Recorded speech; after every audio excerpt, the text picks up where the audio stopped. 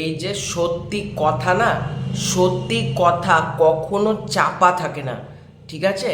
যেটা সত্যি ঘটনা সেটা কখনো চাপা থাকে না।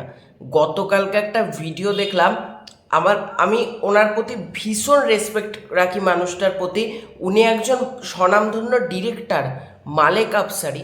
সে কি করে ভিডিওর মধ্যে মিথ্যাচারণ করতে পারে? এবার আমি সম্পূর্ণ দোষও তার দেব না, কারণ দেখো, তিনি একজন সম্মানীয় ব্যক্তি, তিনি তো হঠাৎ করে ভিডিও করবে না।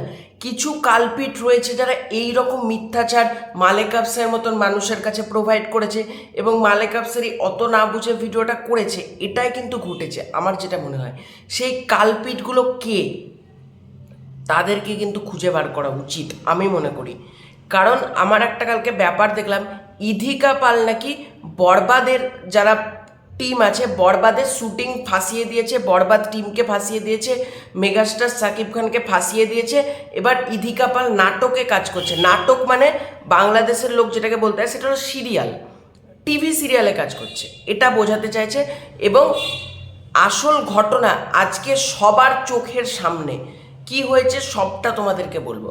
গতকালকে তোমরা জানোই যে মালেক আফসারি একটা ভিডিও করে যে ইদিকা পাল বরবাদের শুটিং, বরবাদ টিমকে ফাঁসিয়ে দিয়েছে, তারপর বরবাদের শুটিং পিছিয়ে গিয়েছে, মেগাস্টার সাকিব খান ইন্ডিয়ার টিকিট পেয়ে ছুঁড়ে ফেলে দিয়েছে, এরকম এরকম টাইপের একটা ভিডিও তৈরি করে।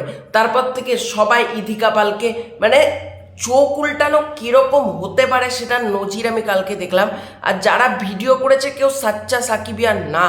সাচ্চা সাকিবিয়ান যারা, তারা কোনোদিন কাউকে অপমান করে কথা বলতে পারে না। এটা কালকে আমি দেখে বুঝলাম যে একটা কি করে নিমেষের মধ্যে তারা চোখ উল্টে দিল। মানে যে সমস্ত অসৎ কন্টেন্ট ক্রিয়েটারের কথা বলছি, এখানে প্রচুর সাকিবিয়ানরা কিন্তু দেখেছি সাপোর্ট করেছে যে ইধিকা পাল এরকম না, কিন্তু যে সমস্ত অসৎ কন্টেন্ট ক্রিয়েটাররা ইউটিউবে ঘুরে বেড়াচ্ছে, তারা ভিডিও করছে ইধিকা পাল বাজে, ইধিকা পালকে নিয়ে যাচ্ছে তাই কথা, মানে মুখে আনা যায় না যে সমস্ত কথা। এবং ইভেন কমেন্ট বক্সে ইধিকা পালকে নিয়ে নোংরা নোংরা গালাগালি। সত্যি বলছি, কালকে আমার মাথাটা প্রচণ্ড গরম হয়েছিল ব্যাপারটা দেখার পর, যে কী করে এক ইদিকা পালকে নিয়ে এইরকম বাজে বাজে মন্তব্য কেউ করতে পারে।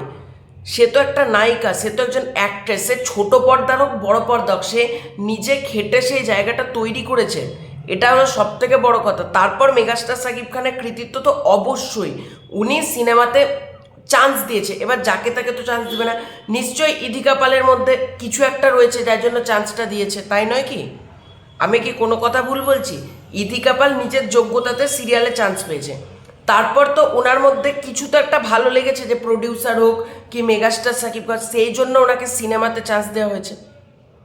এবার ব্যাপারটা কি হয়েছে তোমাদেরকে বলি, তোমরা স্ক্রিনে একটা ফটো দেখতে পাচ্ছ, এটা পরিচালকের ফটো, মানে সরি প্রযোজকের চ্যাট বক্স।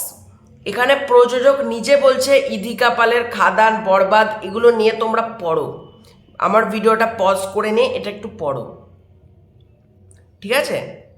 প্রযোজক নিজে বলছে যে এখানে ইদিকা পালের দোষ নেই, ইদিকা পাল বরবাদ খাদান দুটো ইদিকা পালেরই। এবং ইদিকা পালকে যিশু সেনগুপ্ত নিজে এখন খাদান প্রমোশনে ব্যস্ত, সে কি করে এখন বরবাদের শুটিং করবে? এটা শুটিং পিছিয়ে দেওয়ারও কিছু নেই, যিশু সেনগুপ্ত সে নিজেই ব্যস্ত। ইভেন তোমরা একটা ব্যাপার দেখো, ইদিকা পালের কিন্তু খাদানে প্রমোশন চলছে, ইদিকা পাল কী করবে? এই অবস্থায় তো পসিবল না। দেখো বরবাদে যারা যারা আছে, ইদিকা পাল যিশু সেনগুপ্ত, তারা কিন্তু খাদানেও রয়েছে, এবং খাদান রিলিজ করছে 20 তারিখ, এবং খাদানটাকে তো প্রমোশন করতে হবে না, এটা তোমরা জেনে নিলে। আজকে জাস্ট কিছুক্ষণ আগে আর একটা ব্যাপার চোখে পড়লো, ডিরেক্টর মেহেদী হাসান হৃদয় এবং চ্যানেল আই অনলাইনের তরফ থেকে। তো চ্যানেল আই অনলাইনের খবরটা আমি ডেসক্রিপশন বক্সে দিয়ে রাখবো, তোমরা সেখান থেকে চ্যানেল আই অনলাইনের খবরটা অতি অবশ্যই পড়ো। তো চ্যানেল আই অনলাইন থেকে ডিরেক্টর মেহেদী হাসান হৃদয়ের পোস্টটা আমি দেখাচ্ছি সাইডে। ডিরেক্টর মেহেদী হাসান হৃদয় বলছে বরবাদে মেগাস্টার সাকিব খানের দুরকম লুক থাকবে, এবং দুটো লুকের জন্য একটা লুক আর একটা লুকের থেকে প্রচণ্ড ডিফারেন্ট। এবার দুটো লুক থেকে দুটো লুক প্রস্থেটিক মেকআপ দিয়ে সম্ভব। তোমরা আজকে জানো প্রস্থেটিক মেকআপের দ্বারা সব সম্ভব, কিন্তু মেগাস্টার সাকিব খান চাইছে যে প্রস্থেটিক মেকআপ না করতে, ইভেন চাইছে যে যাতে ভালোভাবে যাতে অর্গ্যানিক লুকটা আসে, সেই জন্য সময়টা লাগছে, সেই জন্যই শুটিংটা পিছিয়েছে। সেটা ডিরেক্টর মেহেদী হাসান হৃদয় স্পষ্ট জানিয়েছে। এই যে যারা ইদিকা পালকে নিয়ে এত বাজে বাজে কথা বললো, তাদের উচিত এবার সরি চেয়ে ওনার একটা ভিডিও তৈরি করা উচিত কি উচিত না? এবার তো উচিত যেরকম একটা সরি চেয়ে ভিডিও করা, যে ইদিকা পালকে নিয়ে আমরা এত বাজে বাজে কথা বলেছি, এবার সরি প্রত্যেকের চাওয়া উচিত। যারা যারা গতকালকে না জেনে না বুঝে একটা হুজুকে ইদিকা পালকে নিয়ে বাজে বাজে কথা বললো, আজকে ডিরেক্টর নিজে বলছে যে শুটিংটা পেছানো হয়েছে ওই কারণে যে মেগাস্টার সাকিব খান একটা লুক থেকে অন্য লুকে অর্গ্যানিকভাবে কনভার্ট হতে চাইছে। ইভেন এটা দরকার। বরবাদের এখনো অনেক টাইম আছে, তোমরা বুঝতে পারছো না এখনো পর্যন্ত যে বরবাদ রিলিজ করছে রোজার ঈদে, অর্থাৎ 30শে মার্চ। এবার 30শে মার্চ এখনো হাতে, তোমরা দেখো ডিসেম্বর মাসটা এখনো রয়েছে, মানে ডিসেম্বর, জানুয়ারি, ফেব্রুয়ারি, মার্চ মাসেরও পুরোটা রয়েছে মার্চের শেষে, এখনো সময় রয়েছে। একটা সিনেমা প্রমোশন করতে, মানে যারা প্রমোশন বলো, শুটিং করতে করতে 5-6 মাস লাগে না, 1 মাস 2 মাস প্রমোশন করলে এনাফ। মানে বরবাদে যে সকল কন্টেন্ট আসবে তারা যদি ফেব্রুয়ারি মাস থেকে যদি প্রমোশন করা শুরু করে, এনাফ। এখনও ফার্স্ট লুক এগুলো দেওয়ার মানে দিলে তো ভালো হয়, তবে এখন থেকে তারা লাগানো ফার্স্ট লুক দাও, ফার্স্ট লুক দেন, ফার্স্ট লুক, এগুলো না। প্রমোশনে প্রচুর টাইম আছে। ফেব্রুয়ারি মাস থেকে যদি মেকার্সরা প্রমোশন শুরু করে, মার্চ মাসের 29 তারিখ অবধি অঢেল সময়, মানে এই সময়তে একটা কন্টেন্ট ছেড়েও দারুণ প্রমোশন হবে। মানে ফেব্রুয়ারি মাস থেকে যদি টানা প্রমোশন শুরু করে দেয় মেকার্সরা, এক টানা, মানে সুন্দর প্রমোশন হবে। তাই এই মাস, জানুয়ারি মাস, এই সময় কিছু কন্টেন্ট আনারই আমার মনে হয় প্রয়োজন নেই। আর বেশি আগে থেকে প্রমোশন করলে না হাইপটা নষ্ট হয়ে যায়। সেটা প্রমাণ বিভিন্ন বলিউড সিনেমার ক্ষেত্রেই আমি তোমাদেরকে বলতে পারি।